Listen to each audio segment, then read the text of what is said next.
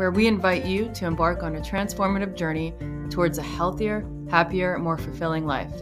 Each episode brings you a dynamic exploration of the diverse aspects of health, wellness, and healing. I'm your host, Lisa Brown. Join me as I engage in intimate conversations with inspirational guests who share their unique stories and insights. These conversations will take you beyond conventional thinking, encouraging you to break free from the constraints of a one-size-fits-all healing approach. Our mission is to empower you with the knowledge, tools, and motivation needed to inspire real change. Are you ready? Let's dive in.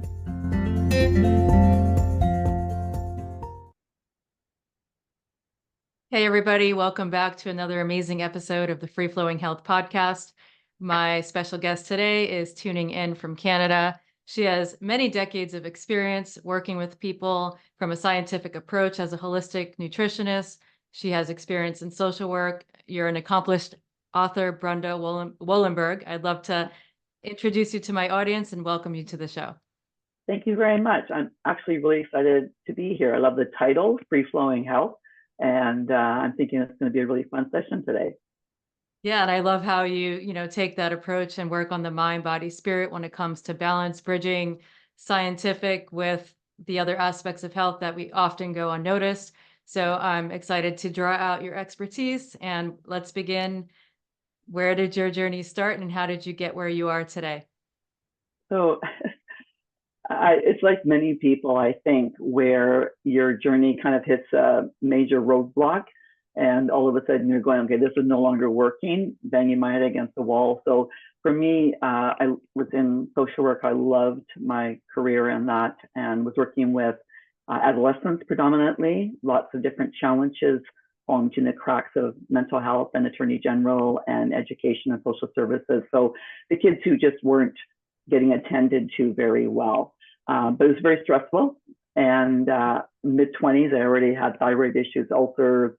Like I was falling asleep on the couch at 4:30 in the afternoon, getting home from work. And it was interesting. A friend of ours, my husband was pastoring at the time, and one of his young ladies that was in the young adult group came to me and said, I'm really concerned about you, Brenda. She said, I've known you now for a few years, really like you. We got on really well. We're about the same age. And she said, I feel like you're falling apart.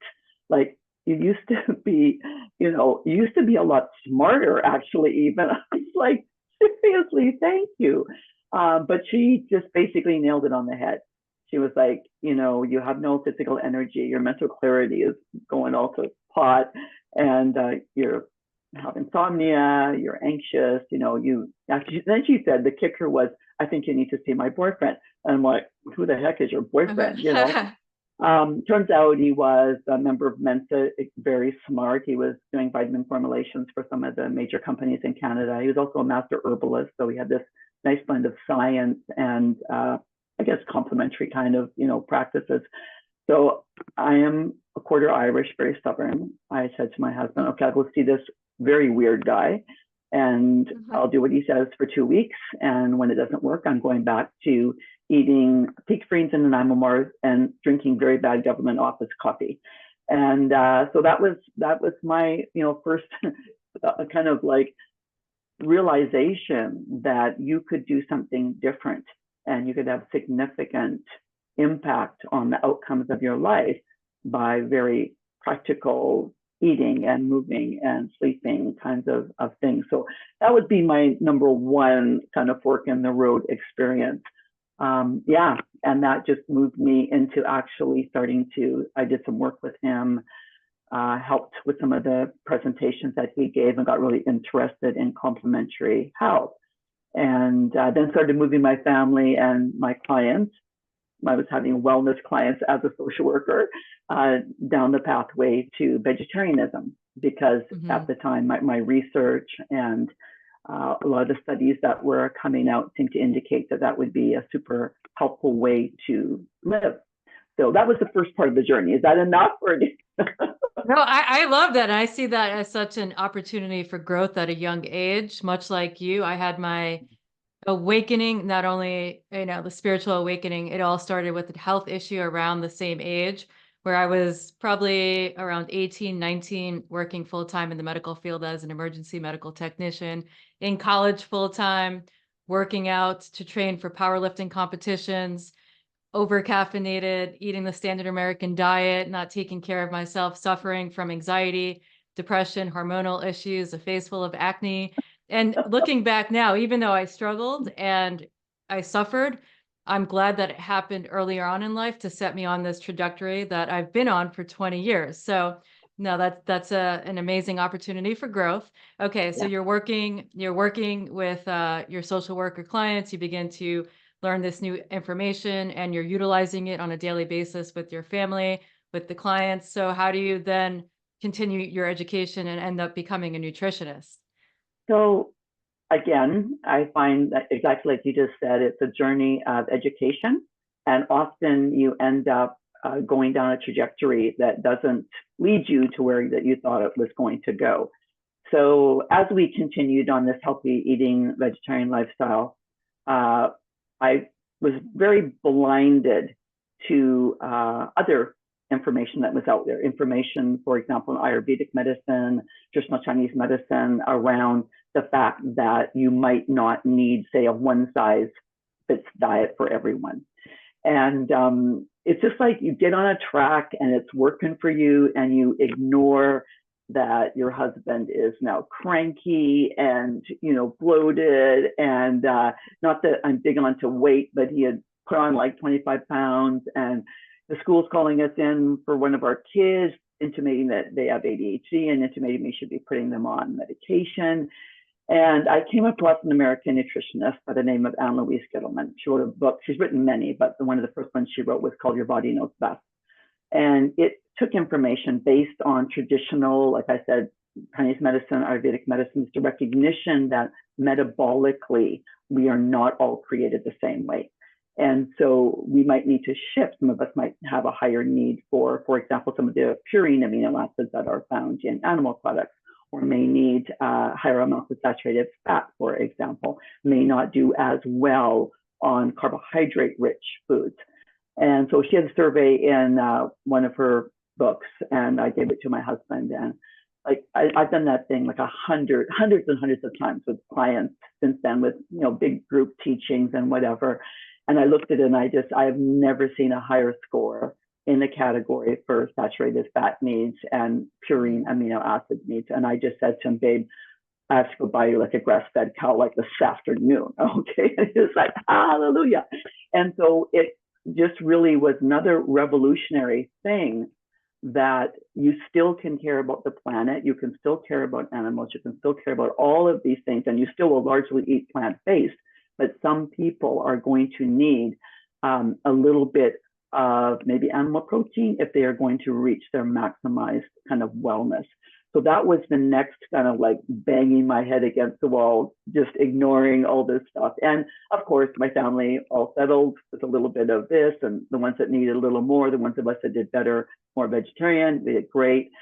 And then, but the final one was just in the last 5 or 6 years, now that the human genome has been mapped, and I actually understood what I think might have happened to you, Lisa, as well in your formative, transitional years.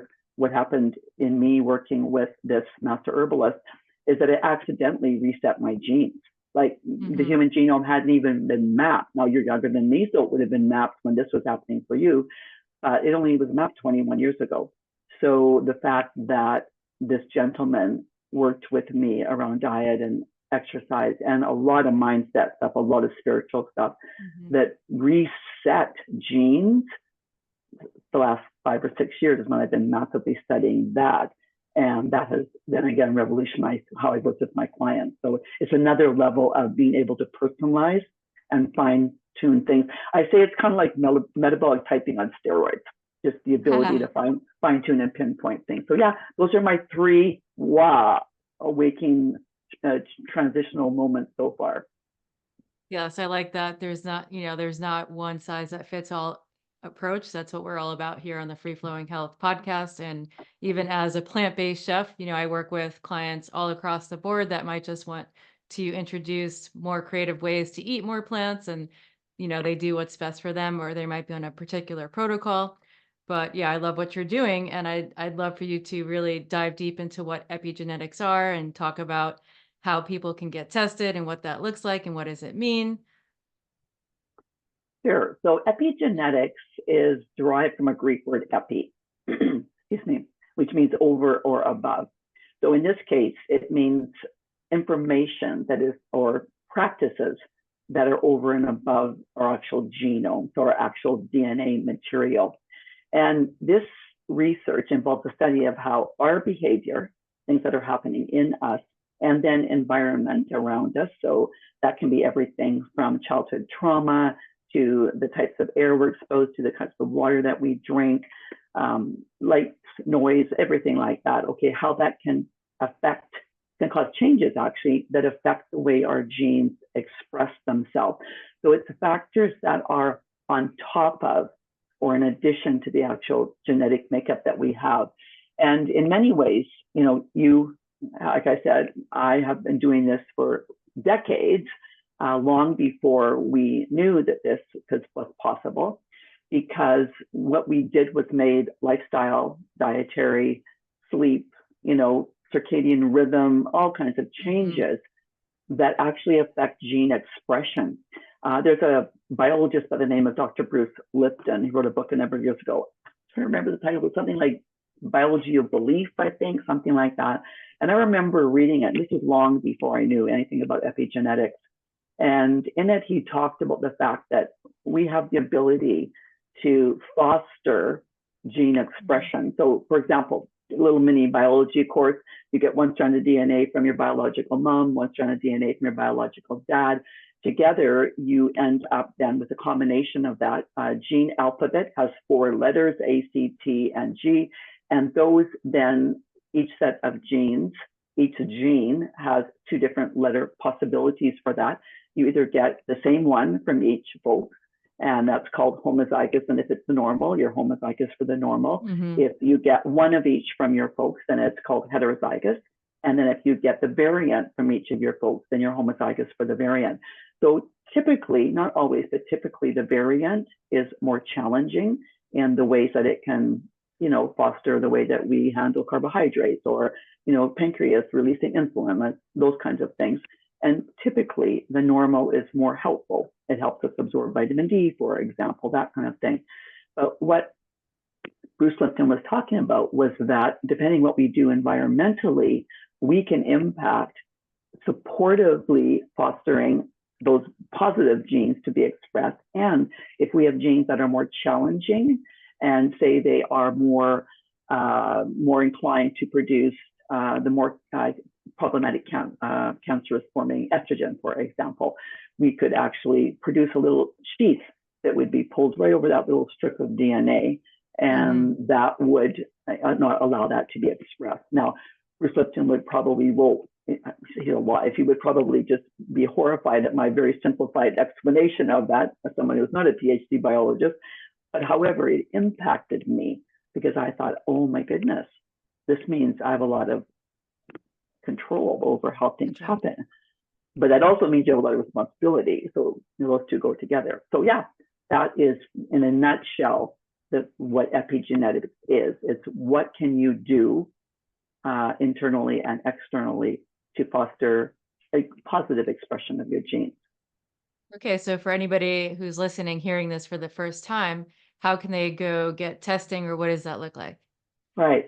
So in order to know your genes, you have to get usually a swab or a spit test done that then is interpreted. And out of that, it usually comes in the form of a notepad file.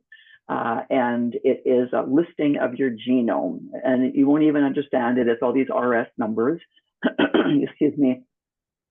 But it is what then those of us that are trained in this can use to upload to different software. The most common places that people get their raw data are companies like 23andMe, Ancestry, for example. And with those, then I can use that data. Now, we'll just take a little tangent here. Sometimes people are concerned about things like privacy and security, as well they should be. I mean, 23andMe had a massive security breach last year. There is another company, it's based in Canada, but it ships anywhere that FedEx goes in the world. Well, okay, it's called DNA Allure, Allure, and their genetics kit will give someone like me all of the raw data that is needed for the software, the two different types of software that I use. And it is a small company. They don't keep your data. They don't sell it to pharmaceutical companies. So, there's different people have pros and cons as to where they would prefer to get theirs done. There's also a number of companies that you spit or swab, and they don't actually give you your raw data. They simply give you a report of some type. And so far, those I haven't found one that I was happy with yet with those, because they seem to they're not thorough enough, in my opinion, on the range of, say, carbohydrate genes or the range of metabolic genes, or they're not looking at the layering of, you can have 3 people that all had breast cancer or all have MS, for example, but it's very unlikely they're going to have that condition for the same reason. So I want to be able to dig deep enough to see what their detoxification genes are like, inflammation genes, like I mentioned, are they low in some vitamins and minerals? I want a much broader spectrum of things, and that I can get from raw data. So that's, I'm like, if someone comes to me, I say, get your raw data. I've got a lot more to work with. I can help you a lot more with that. So. Okay, so you put the information in a machine, it spits it out, and then you have to interpret it. And what are the first steps then when a client comes to you with whatever issue they're dealing with? What are the first steps in working with this, different individuals? Mm-hmm. So they book either just a 1-hour consult called a Nourish Your DNA review. I run it through one set of software I do, and we just examine their metabolic genes. We look at vitamin and mineral genes. We look at carb response genes, fat response genes. We look at exercise genes. So do you have more fast twitch or slow twitch muscle fibers, which many companies do that. And that gives you some indication as to whether you're better on something like a true HIIT, high interval intensity training, Right. Or whether you're better on endurance types of training. We also look at inflammation, because sometimes you can be, I'm wired for pretty good HIIT, but I have some pretty significant inflammatory challenging genes. So I actually modify, and the software that I use will say, you need to lessen the intensity, maybe to 75 or 80, and lengthen your resting time in between. Right. For example, maybe a minute kind of a deal into them. So we'll look at that. We also will look at some digestive things around how do you do with lactose, for example, how you need less or more salt. So very particular things that we will cover. Now, usually people are just brain boggled, okay? And so I'm kind, and I send out a very thorough report afterwards that says, here, you need to eat.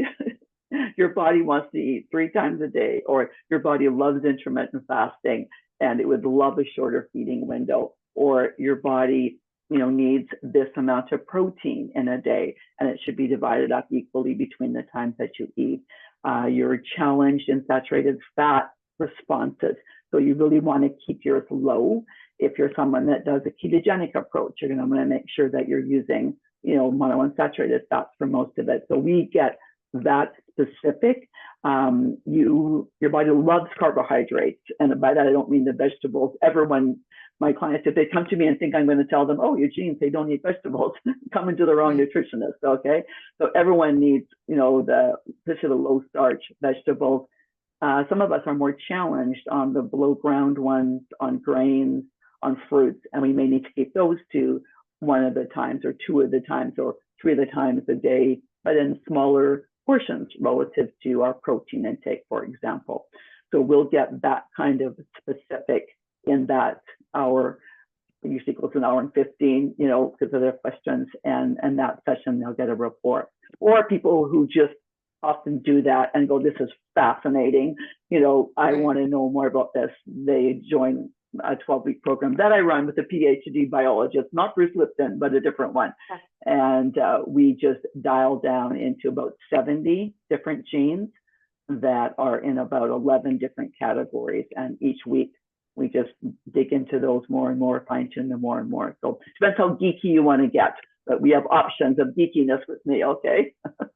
I mean, the human body is so intricate, and I love the work that you're doing because it's so eye-opening and, like you said, empowering, where people know that they can make certain lifestyle choices to either turn these genes on, turn them off, and just, eat for what's happening inside so that, they can reach optimized levels of health.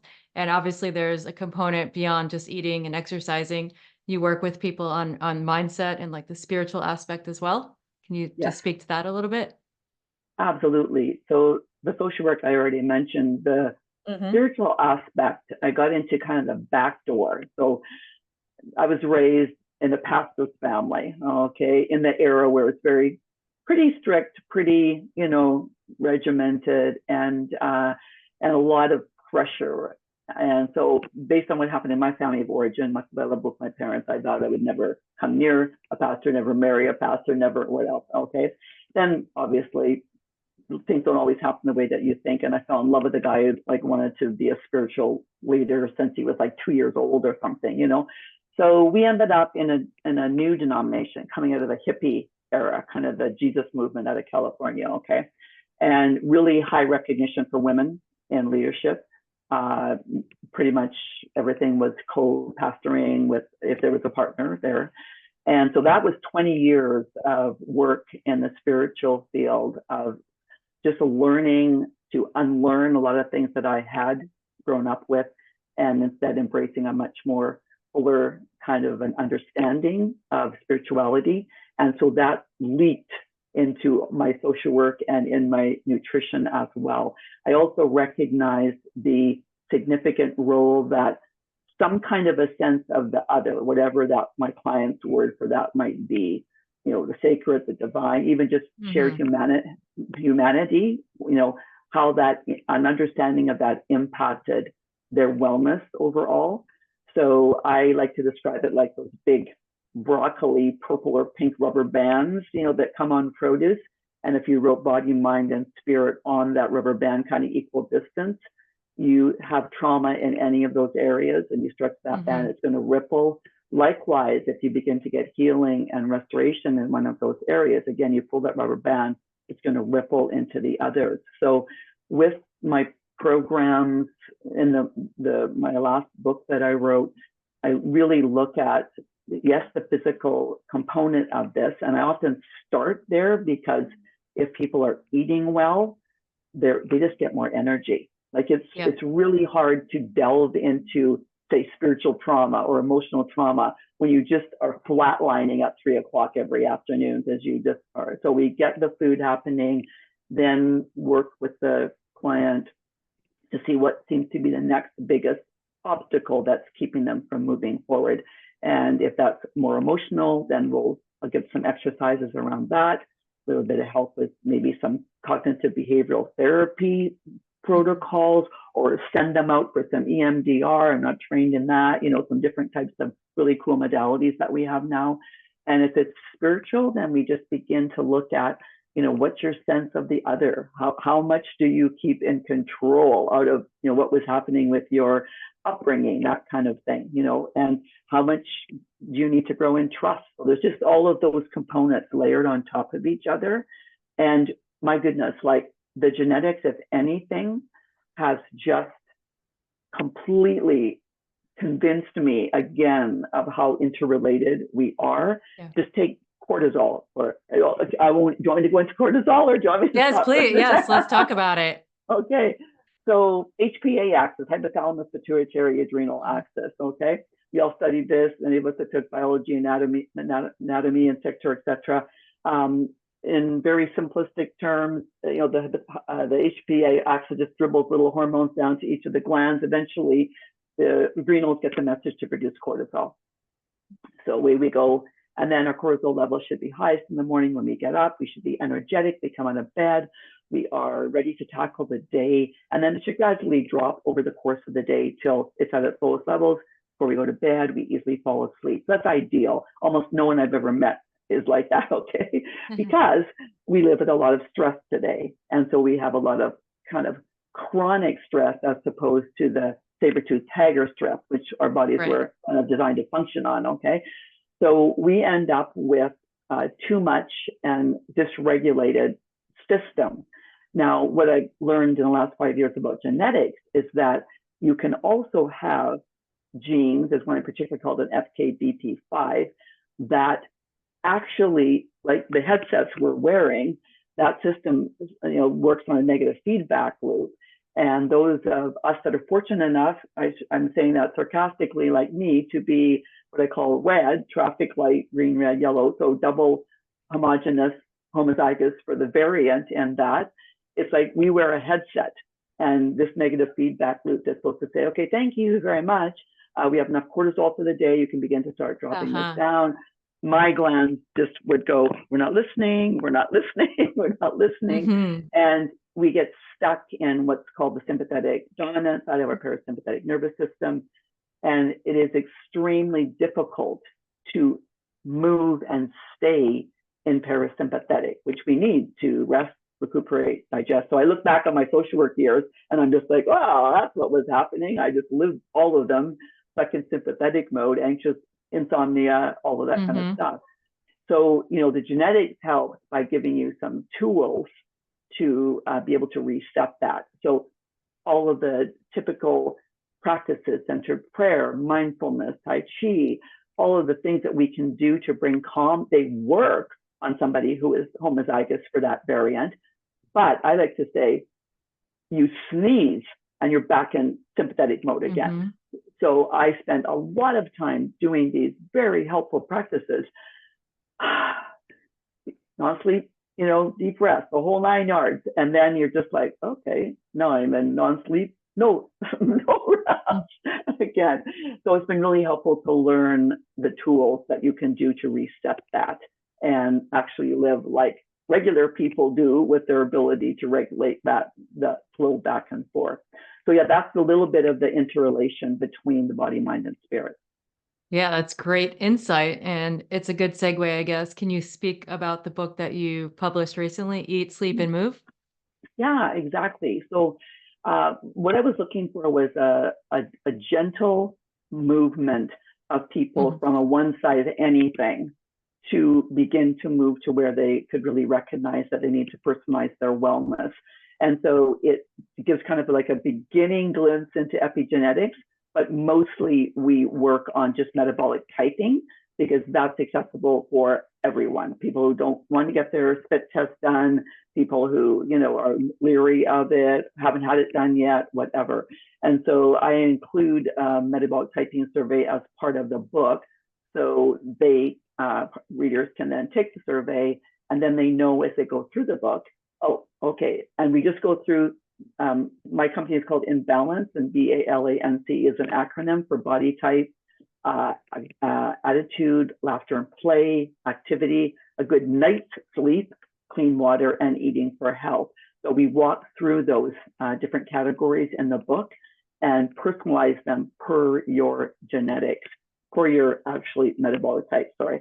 And so that way people know if they're more a more carbohydrate type, do better on a more larger degree of plant-based diet, for example, or they are more protein fat type, and they would likely do well to incorporate a small amount of animal protein, only because if people are super carb sensitive, it is hard to get enough plant-based protein without having too high of a carbohydrate amount for them. Okay. Right. And then we also go through the fact that often then, depending on what body type you are, you will need more sleep and have trouble falling asleep. And here's some suggestions for that. We look at different types of exercise, how one body type typically does better exercise if they can do it with other people. They are there more for the relationship.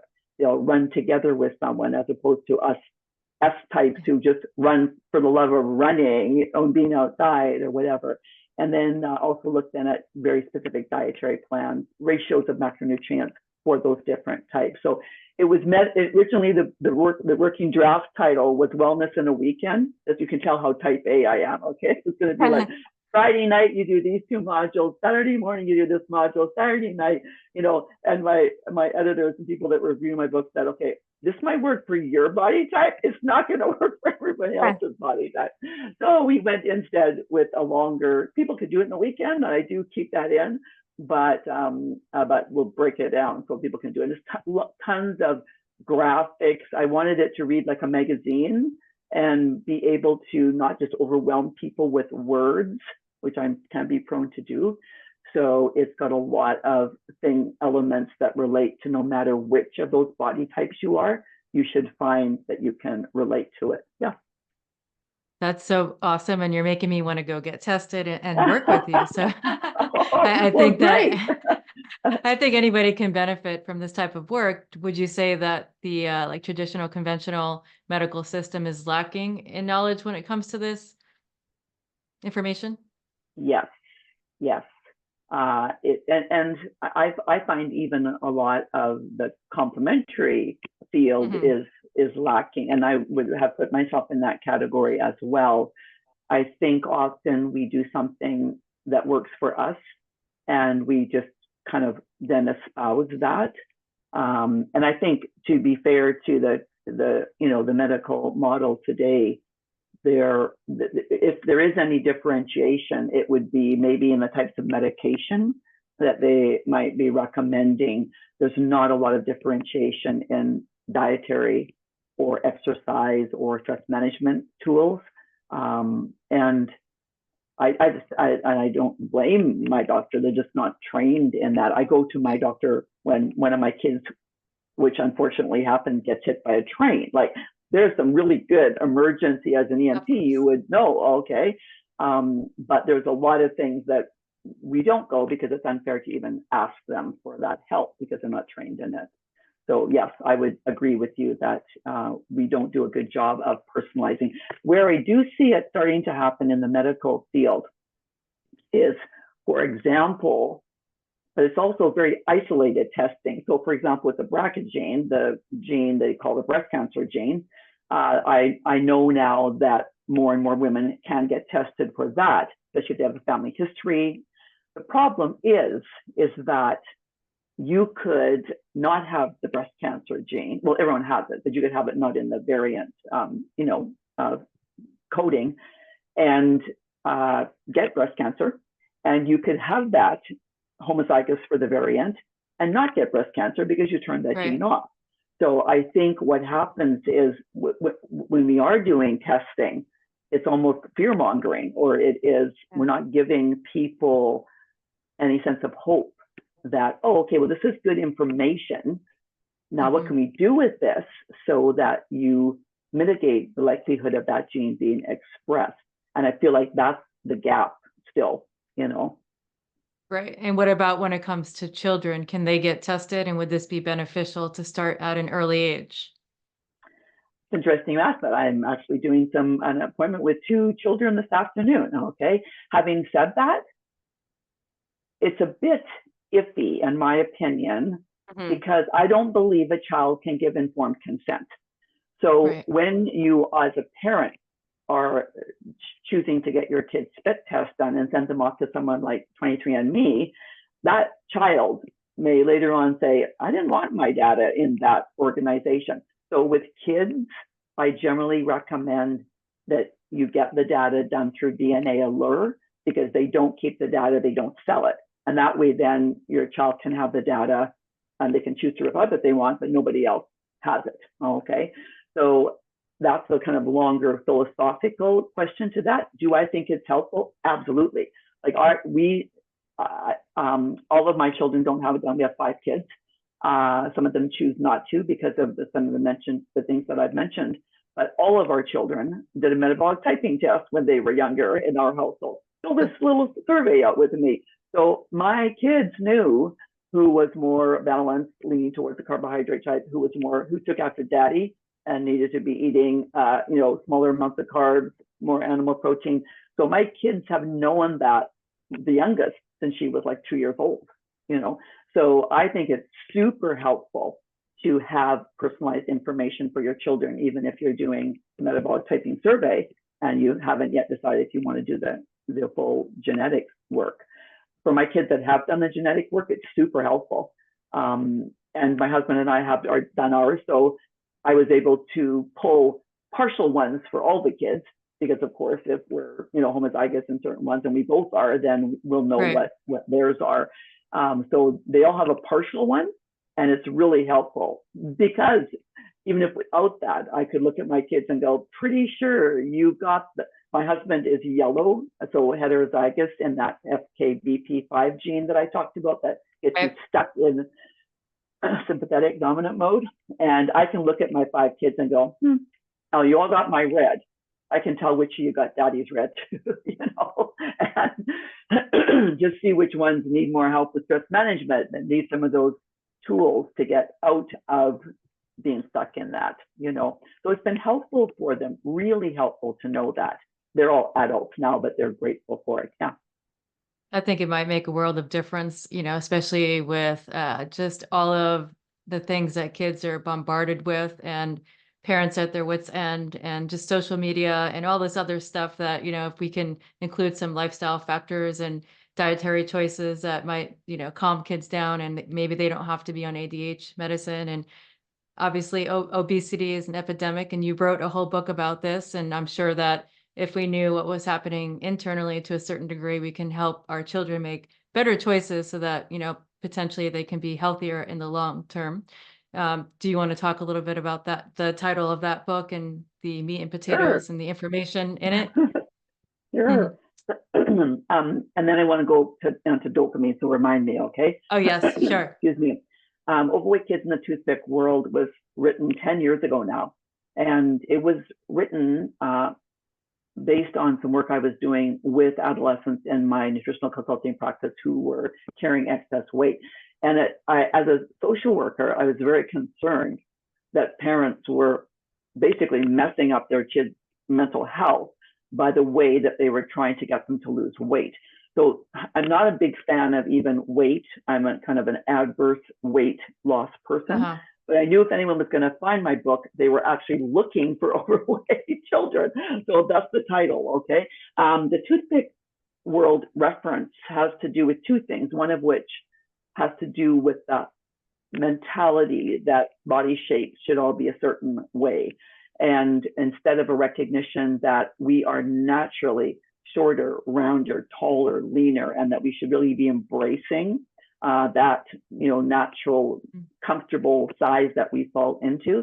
But the other reference was to the fact that we are fueling, largely in North America, and now we spread it to most other parts of the world, on a heavy refined diet of, ultra sugars and ultra refined foods, which is like a carbohydrate craze fuel for our body. So a toothpick fuel, the analogy of a campfire, where we need logs and we need branches, and we are trying to fuel our kids on kindling, on these very rapidly broken down and dumped into the bloodstream, sugars that are causing havoc with our kids' lives, basically.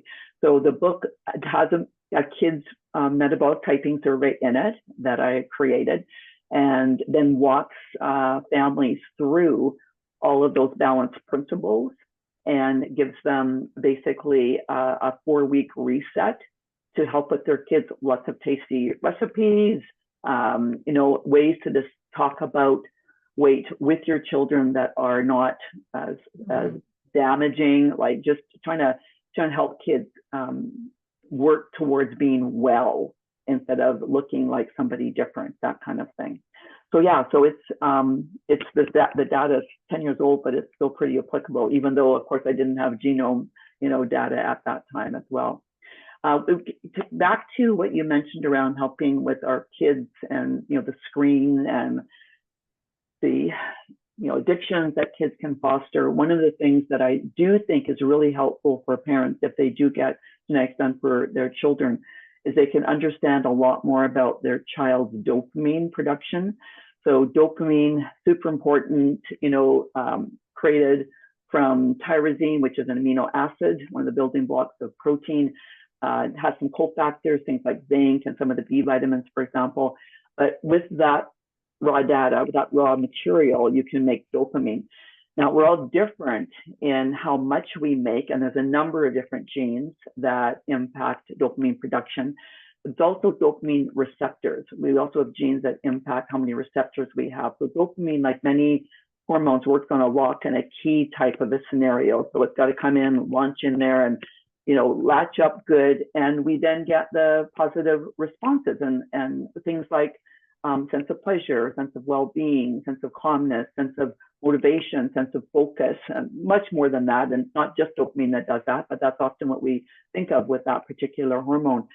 Now, if you've got a child that is not making very much dopamine, and then they have a very active, what's called a COMT gene that helps to degrade things like extra estrogen. So it's really helpful if you have lots of the 4-OH kind of, carcinogenic type of estrogen.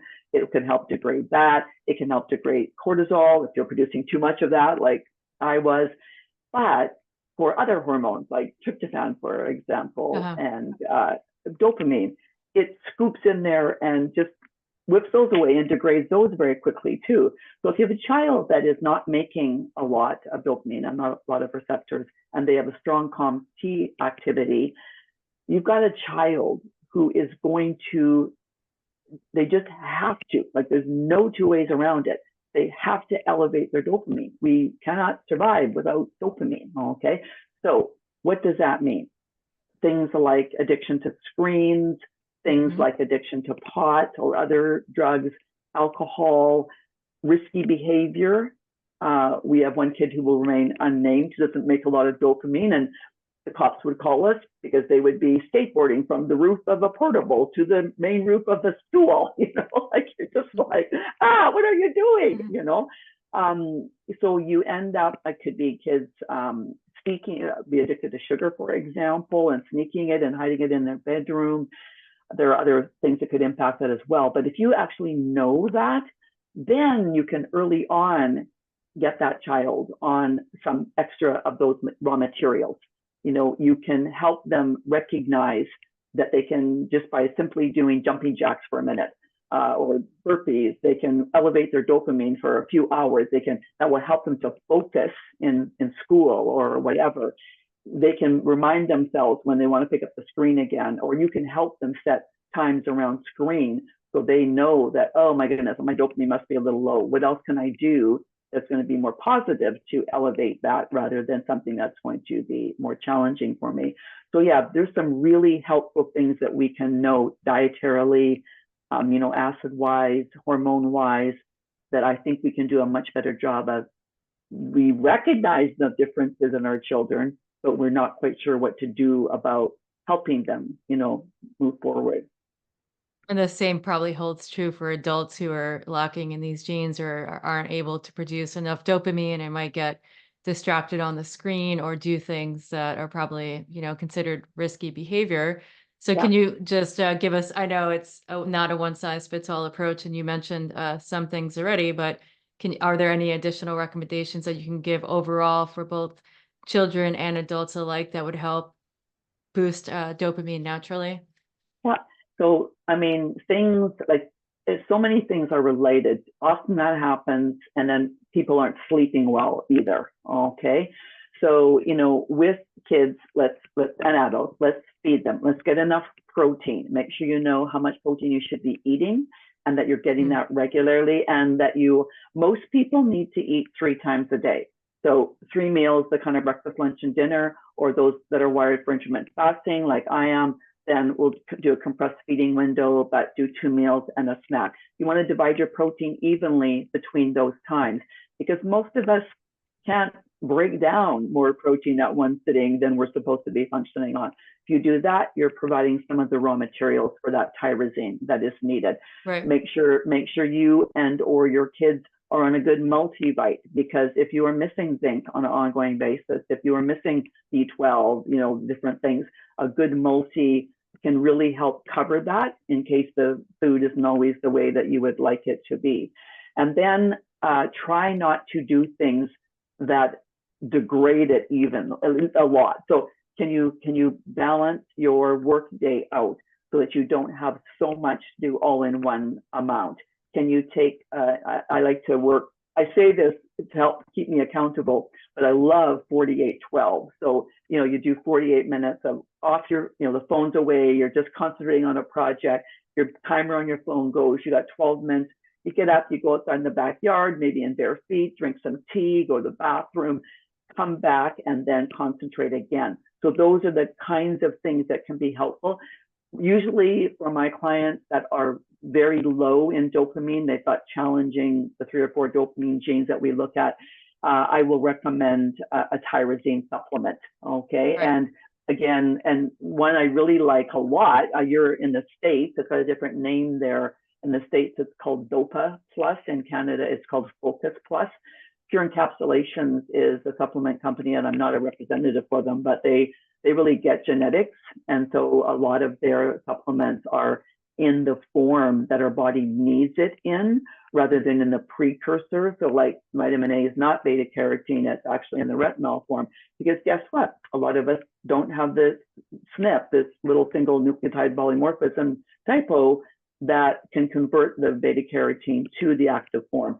So their supplements are nice because they're generally in the active form we can all benefit from. That's a super helpful product that can work for people who are really low in dopamine.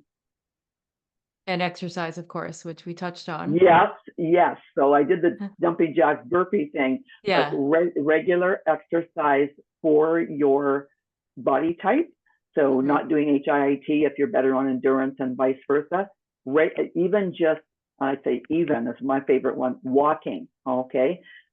Being in and walking outside, so you are in nature, if possible, first thing in the morning, so you're getting sun on your face, and that's going to help with circadian rhythm, which in turn is going to help with all kinds of rhythms and hormone rhythms in the body. Melatonin production, right? Yes, absolutely. Yeah. So all of those little tips, whether you're an adult or a kid, if you can get into a routine of doing that, oh my goodness. Plus the adrenal glands really love routine as well. So if you're like kind of whacked out on cortisol, you can do a double whammy of help by getting that routine settled as well.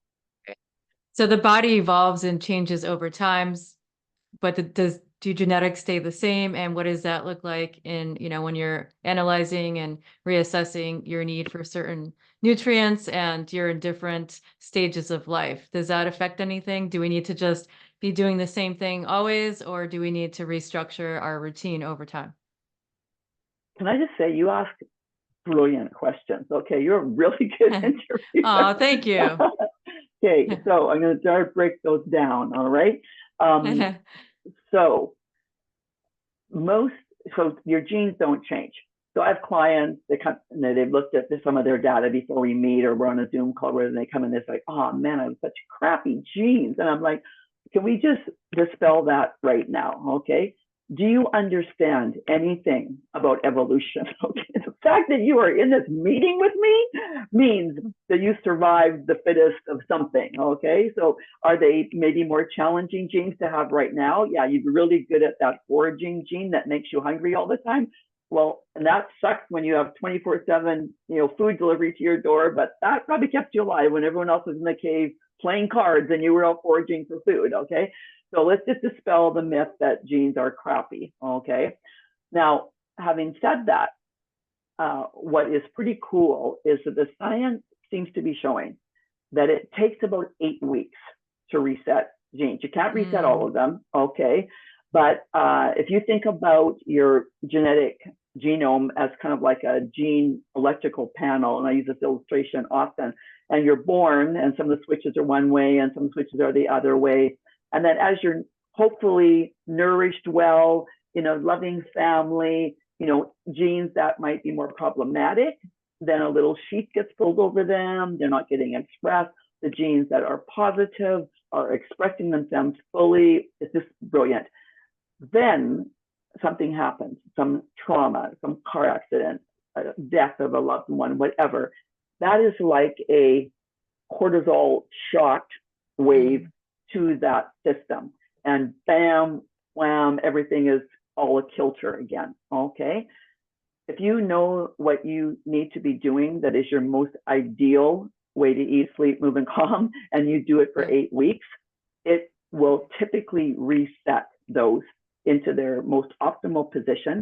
And then you can go on having a little bit more leeway. Again, I'm going to Mexico in a couple of weeks, and I'm going to be eating outside of my, exact thing. And it's fine because I will be able to tolerate that. If someone ever had a very challenging, a car accident or whatever, you always know you can go back to these 8 weeks of being fairly strict, really paying attention to your body, being super good to it, and it will get you back then again into a good state. So that 8-week guideline is super helpful for people to kind of keep. If you have really challenging genes, typically you'll do, say, more supplements for that 8 weeks, whether it's detoxification ones, the one I mentioned that helps with that cortisol, locking in gene. But then you either are off of them or you're on just a very low maintenance dose after that. So we end up, yes, things can change. Do I stay pretty close to my 8-week thing as far as what I usually eat and what time I go to bed and how soon I get off screen in the night and, out in this nature every day? Absolutely. But not because someone is a taskmaster that's beating me. It's like, I feel amazing. I can go do fly in 6-day, drop you off in a plane and canoe and portage for 6 days. And, I want to be able to do that. I have 6 grandkids. I can crawl around on the floor with them, So it becomes, then you stick more closely to it, not because you have to, but because there's so many benefits to living according to your epigenetics that it just makes more sense, Right. I love that philosophy and knowledge is power. And it just makes sense to refer back to almost your, individualized blueprint, just so that you can get feeling well and that you don't have to stick to it so stringently, throughout the entire year, and you can always come back. So experiment, explore, see what feels good, come back to your blueprint for 8 weeks, 12 weeks. And I mean, I think that everybody needs to know about this and everybody should get tested. And you only need to get tested once, right? Is that correct? Exactly. Your genes don't change. Like someone has said to me, well, after the 8-week reset, will my genes be different? I'm going, nope, maybe you are stuck with what you got, but they're just in a great, they're operating well, So how much does something like this cost to go get tested this one time, just to have all of this amazing information at your disposal? Yeah. So most of the companies, it's very similar price. I don't get any, don't have shares in any of them, so it's whatever. So it's like $249 US, seems to be kind of the standard ancestry. Yeah. And you get the kit that's the health and ancestry kit because it has more of the raw data that someone like me needs. Okay. Yeah. DNA Allure company is like $295. I think it's a few bucks less, but they don't have the big sales that the big companies do. Okay. So you can sometimes, Amazon Prime days or whatever, you can get them like $100, $90 off. So you do that. Okay. And then for the 1 hour, call with me, the Nourish Your DNA review, that is also $249 US. Yeah. Okay. And you get a nice little report out of that and then access to the back office of that software for as long as that company exists. You can go in and check stuff out. It's interesting you mentioned the term blueprint a minute ago. The 12-week program that I run with my fellow nutritionist, PhD biologist, is called Gene Reset Blueprint. All right. Of course. And that one is currently $14.97 US. And you will be, I was going to say you'll probably be sick of Alicia and I at the end of it. So it's an hour and a half a week. Nice membership site, lots of follow-up, lots of data, very personalized menu plans for your genetics. So you get a lot of data and a lot of one-on-one attention in our small group setting with that. So yeah, those are the current ways you can do it. Yeah. I think it's super affordable and really reasonable, especially to have 2 professional guides assist you along the way. If somebody just wanted to have you read the data and get the report, could they just do that? Or would they have to do both the 12-week program and? No, you can just, literally the 249 program is a standalone. So that one is, you can just start with there and you get enough information to get going. And if you then want for follow-up, you can just book a one-on-one consult follow-up with me or come back into the program, no problem. So yeah, really reasonable prices either way you look at it. Oh my God, I can't believe it's almost been an hour. And my second to last question, so before you just leave your takeaway message and tell people how they can actually connect with you and work with you, I'd love for you to tell me in your own words what free-flowing health means, even though I feel like you've been saying it this entire time. But if you can just, make it a more concise statement. So that was a really good question. I've been thinking about that the last couple of days, actually. Okay, and I'm sure that this isn't. I'm imagining this isn't the first time that one of your guests came up with this analogy. But the first thing I thought of was like a swiftly moving stream, because I am an outdoor fan. I love being outside. But there was three ways I thought about it. The first one, I thought free flowing health is like a current, like it's this got momentum. There's not a lot of restrictions or blockages or dams, as it were. But the second word I thought of was, but it's got a channel. It's not just like dispersing every, wither and willy-nilly kind of thing. It's got a pathway, and it's got some containment and some direction with that free-flowing health. You feel confident, in the momentum. So you've got that motivation and hope that you're on a good path for you. And then lastly, I think free-flowing health means the ability to deal with obstacles, because you are going to potentially have obstacles. And I'm not the kind of, epigenetic focused nutritionist who says, you know what, you just do this and you are never going to have anything happen. You're going to be able to just fail and have 100% health. That's not how life goes. You could have an accident. You could have a genetic propensity to something. There might be unexpected stressors or traumas. But if you actually have free-flowing health, then you've got some foundational tools that you can use to handle or overcome or learn to live with those obstacles. And I think that is life-giving, just even in having that. Ooh, I love that perspective. It's been just so fun listening to each person's unique insight. Well, I will say that I work with a lot of people dealing with serious chronic illness and disease, and you would be an incredible support person, somebody that I can refer out to get this testing done, so that when I work with them as a lifestyle coach and a chef and, bring my psychology background into it all, I'm also a yoga teacher as well. It'd be even more insightful for them to be able to gather this information, which I've been a fan of for some time. And I've had some bumps in the road trying to get my testing done, but I know I will get it done and analyzed. And I think that this is incredible and that every single person on the planet should do this at some point. It's so reasonable. You only have to pay for it once. I believe that everybody should hire a guide or a professional if they can afford it at some point to help them along their path, even if it's just, for a short temporary time. So hopefully I'll be sending some people your way. And if anybody Absolutely. wanted to connect with you, whether in the US or anywhere in the world, how can they find you and how can they work with you? Sure. So website In Balance LM. The LM stands for Lifestyle Management. So InBalanceLM.com. And the very top of the first page that says, are you interested in epigenetics? And click on there and it takes you to the ways that you can work with me, including a free little self-check that people can do to see if genetic work might be helpful, and a free way to schedule a 20-minute wellness roadmap call if you really want to kind of explore a little bit more than that. And then both the links to purchase the Nourish Your DNA review or the actual program are there as well. So we have free resources all the way up to the top of the line. Okay.